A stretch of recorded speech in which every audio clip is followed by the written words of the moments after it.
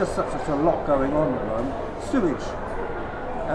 Tell us a bit about how you were voting on that issue and whether you were comfortable with that one as well.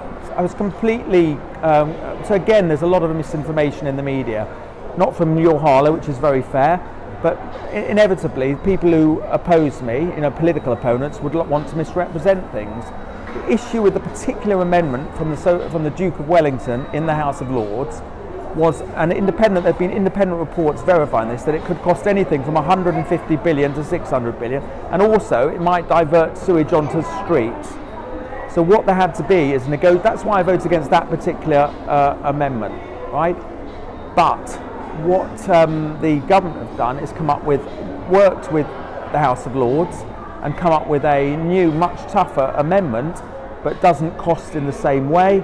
Because remember, this isn't 150 billion pounds they just pluck off a tree outside the Harvey Centre. This is 150 billion pounds plus up to 600 billion that the taxpayer has to pay for. Remember, we paid 400 billion on COVID with 2.5 trillion in debt. So funds for these kind of things are not easy to come by. But I'm very proud of so the government have come up with a workable thing, which I think has been accepted by the Lords. It will be passed next week. I'm very proud of what the government are doing on the environment. We've reduced massively our carbon emissions, massively.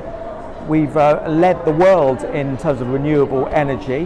That's gone up hugely. We've got rid of most of our coal and cutting down on fossil fuels. We've got our net zero target. We've cut plastic bag use, introduced a plastic bag tax. We're planting millions of trees across our country, and I am a conservationist. I want to cherish Harlow, I want to cherish our planet, but we've got to do it in ways that don't hammer working people, that don't cost the taxpayer.